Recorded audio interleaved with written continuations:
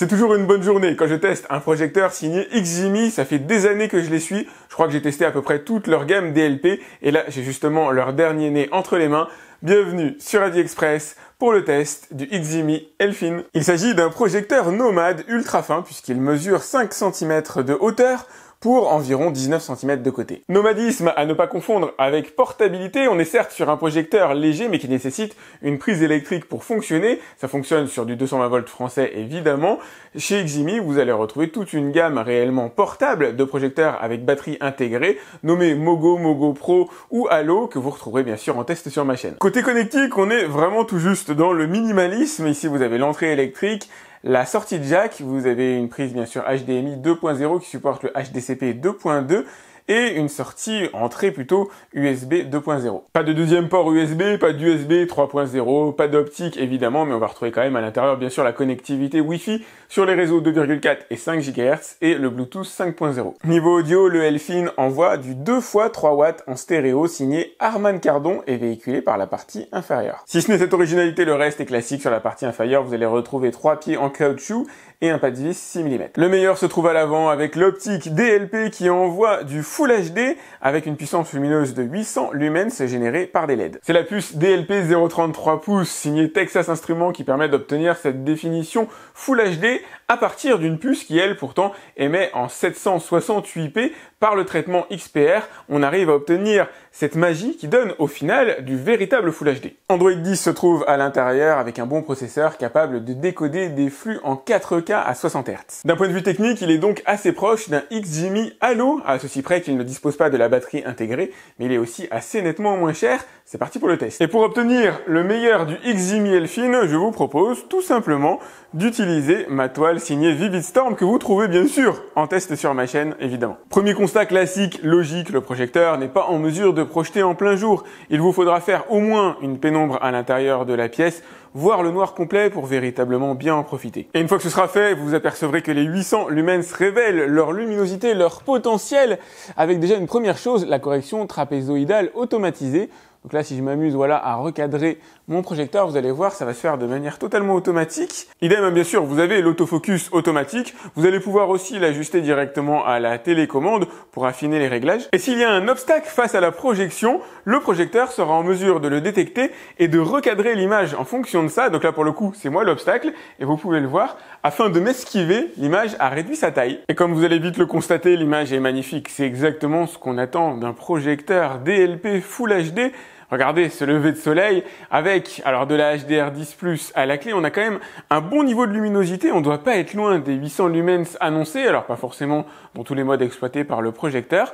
La colorimétrie de base est assez juste, je vais faire 2-3 ajustements, 2-3 réglages histoire de l'améliorer, mais on va dire que ça a été déjà bien fait de base. Donc pour ça, vous allez dans les paramètres, mode image personnalisé, et vous allez effectuer certains réglages de luminosité, de contraste, de saturation ou de température, de couleur. Donc je vais aller en mode personnalisé tant qu'à faire, accroître sensiblement les valeurs rouges.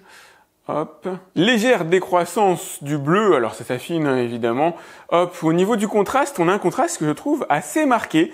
Alors il n'est pas parfait, on n'est pas sur une télévision OLED évidemment, on n'a pas le noir le plus pur qui existe en matière vidéo, mais on a quand même quelque chose d'assez correct, sûrement magnifié un petit peu par la toile signée Vivid Storm sur laquelle je suis en train de projeter. Pardon, c'est plutôt la luminosité que mon écran de projection va magnifier, ce qui joue aussi d'ailleurs sur le contraste qui est franchement très très correct, même si on aurait mieux sur un projecteur laser, on n'a pas la même consommation ici, on va avoir une consommation électrique inférieure à 70 watts, c'est pas lui qui va vous coûter une fortune. Pas de déformation d'image, même dans les scènes rapides. Alors là, j'ai pas grand chose à vous montrer qui soit libre de droit sur ce type de scène-là.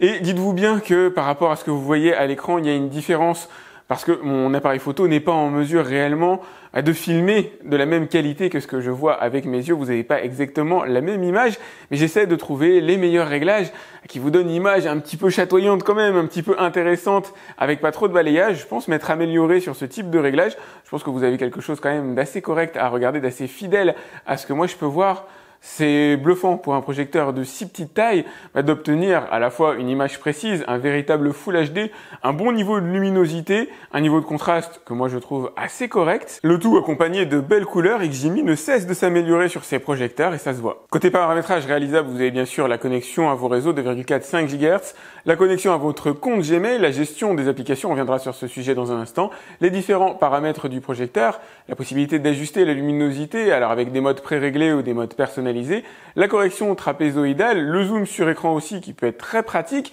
tout ça vous pouvez le faire en manuel ou en automatique, idem pour la partie mise au point, je vous en demande pas plus, ça mettez sur pause si vous voulez lire les différentes propositions du menu de paramétrage, les différents paramètres HDMI, l'étalonnage, le Bluetooth. Préférence relative à l'appareil, comme vous l'avez vu, on est sur la version 10 d'Android et une certaine capacité à installer des applications, mais malheureusement pas toutes. Et oui, la magie ne fait pas partie de ce monde, il y a pas mal d'applications, alors vous allez les retrouver ici qui sont installables, de la gestion de fichiers VLC, alors qui est pour moi fondamentale, que je vais aller télécharger d'ailleurs, puisque je l'ai pas fait. Hop, je vais mettre sur installer. Alors avec la fibre, ça télécharge rapidement, je suis pas particulièrement inquiet là-dessus.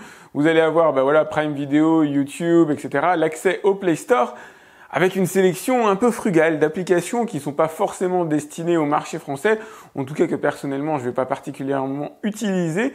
Je vais surtout me brancher sur les applications type Prime Video, YouTube et Netflix, et là c'est plus compliqué. Pour avoir Netflix dans sa version officielle, il faut avoir des DRM compatibles Digital Rights Management. Et bien qu'on soit sur le niveau L1, le niveau maximum, malheureusement, Netflix n'est pas installable directement. Je vais quand même tenter l'installation pour vous, mais c'est pas mon projecteur signé XGIMI. Et on va faire le lancement ensemble et vous allez voir, cet appareil n'est pas optimisé pour Netflix. Qu'à cela ne tienne, on va pas se laisser décourager pour si peu. Je vais installer Netflix depuis un APK téléchargé sur Internet et une clé USB. Et magie de la technologie, ça y est, j'ai Netflix directement accessible sur le projecteur. Alors avec une navigation qui se fait, voilà, comme vous voyez, avec une émulation de souris, c'est pas idéal, mais au moins vous avez Netflix. Alors par contre, ce sera pas du Full HD évidemment. On est dans une définition quand même assez correcte au final. Je vous montre 3 secondes juste pour vérifier que ça marche bien. Et pour une question de droit d'auteur, j'irai pas plus loin. D'ailleurs, pour lancer Netflix, je vous conseille d'utiliser Sideload Launcher et de passer, hop, par l'application qui se trouve ici. Bienvenue sur Prime Video qui évidemment fonctionne bien en Full HD avec The Boys. Alors j'attends la saison 3 avec impatience. Elle arrive en juin. Et moi, je serai au rendez-vous. Dites-moi d'ailleurs si vous aimez bien cette série directement dans les commentaires.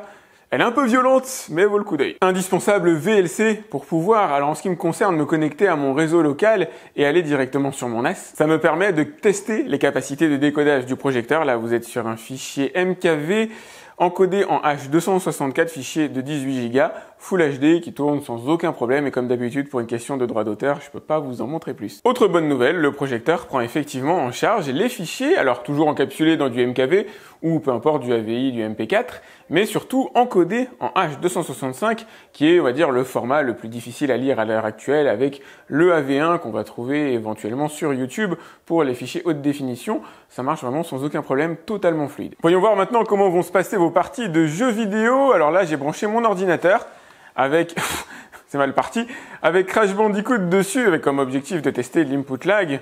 En gros, le temps entre le moment où j'appuie sur un bouton sur la manette et sa répercussion directement à l'écran, c'est correct, mais c'est pas parfait. On a un léger input lag malheureusement. Alors je suis pas un professionnel de Crash Bandicoot, donc faut pas attendre de moi une véritable démo. Ouais, il est microscopique, mais il y a bel et bien un léger input lag, un petit peu embêtant. Bon, ça reste jouable. Eh ben écoutez, j'ai failli vous dire une bêtise, cet input lag est lié à ma manette. Lorsque je joue au clavier directement sur mon ordinateur et que j'appuie sur une touche, la répercussion est immédiate. Alors c'est bizarre parce que je l'ai jamais senti cet input lag avec la manette que j'utilise habituellement, que ce soit dans mes vidéos ou pour jouer. Bienvenue maintenant sur le site du journal Le Monde avec un test qui a juste vocation à vous montrer la précision du projecteur. C'est ultra lisible, évidemment, on est sur du Full HD, vous allez pouvoir utiliser ce projecteur pour réaliser alors des présentations, que ce soit personnelles ou professionnelles.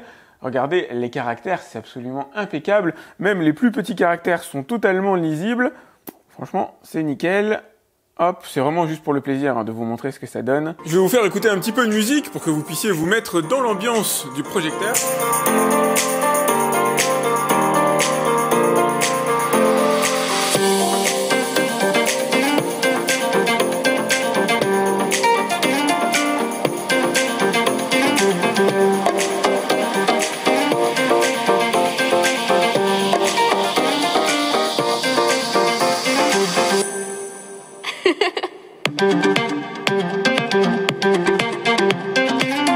ça sonne juste, mais c'est pas miraculeux. Effectivement, on a Harman Kardon derrière, on a un son qui notamment dans les voiles et médiums est de bonne qualité, quelques aigus aussi. Par contre, ça va clairement manquer de puissance, ça va carrément manquer de coffre. Si jamais vous voulez mettre un Star Wars ou avoir tout simplement un son plus fort dans un grand salon comme le mien, ça va manquer un petit peu de patate, notamment par rapport aux autres gammes de chez Ximi. Très belle machine donc, mais le contraire eût été étonnant. Le format est très sympa, portable, en tout cas transportable, pour l'emmener avec vous, par exemple lors de projections professionnelles. La télécommande super réactive, le projecteur ne fait pas de bruit, on l'a pas évoqué, mais le ventilateur est super silencieux, il consomme relativement peu d'énergie, il chauffe relativement peu aussi, on a une très belle image à la clé, avec du véritable Full HD derrière, une belle colorimétrie, un contraste somme toute perfectible, mais difficile de l'attaquer là-dessus, c'est inhérent à la technologie qui a été utilisée. Android 10 qui tourne bien à l'intérieur grâce à un bon processeur qui vous permet d'accéder alors à certaines applications, mais pas toutes malheureusement comme on l'a vu. Netflix est aux abonnés absents, il vous faudra télécharger le fichier APK. Ça pourrait être la même chose pour des applications éventuellement qui pourraient vous intéresser, je peux pas toutes les tester malheureusement. Tout est fluide de la navigation aux vidéos, on n'a pas d'input lag particulier à l'intérieur, si ce n'est, faut que j'éclaircisse pourquoi j'ai un petit delta avec ma manette, mais dès lors que j'ai utilisé le clavier de mon ordinateur, ça a fonctionné parfaitement. Le son, alors il n'est pas perfectible en lui-même, il est bon, mais sur un projecteur aussi fin, il était difficile de mettre de véritables enceintes à l'intérieur, de véritables haut-parleurs. Donc on a un son qui est peut-être un peu fluet, qui va manquer de base de graphe, qui va manquer de coffre, mais qu'il faudra accompagner avec une enceinte Bluetooth si jamais à un moment donné vous voulez avoir une vraie sensation home cinéma. Le positionnement tarifaire est bon et c'est presque étonnant, il est tarifé au même prix qu'un Mogo Pro Plus, mais sachant qu'à l'intérieur du Elfin on a des composants plus haut de gamme, notamment au niveau de la puce et au niveau de la luminosité. Par contre dans le Mogo Pro Plus, il y a l'aspect portable avec une batterie intégrée. Il est moins cher qu'un Halo qui possède à peu près les mêmes caractéristiques techniques, mais avec cette fois-ci la batterie intégrée et un très bon niveau de luminosité, un petit peu plus élevé d'ailleurs pour la version Halo Plus. Bref, il est positionné tout à fait correctement et reste abordable pour un projecteur DLP, on va dire, de bonne qualité, même s'il ne plaira pas évidemment à tous les budgets. Je vous ai mis le lien directement dans la description comme d'habitude pour aller voir combien il coûte. Pensez à liker cette vidéo, c'est important pour moi, à vous abonner à ma chaîne si c'est pas déjà fait évidemment. Je testerai d'autres projecteurs. Si vous voulez voir ces nouvelles vidéos, faut cliquer sur la cloche pour être alerté lorsque je lance un nouveau test. Si vous avez des questions, bien sûr, vous pouvez me les laisser dans les commentaires de la vidéo YouTube. Et moi, je vous dis à très vite pour un autre test sur AliExpress. Salut!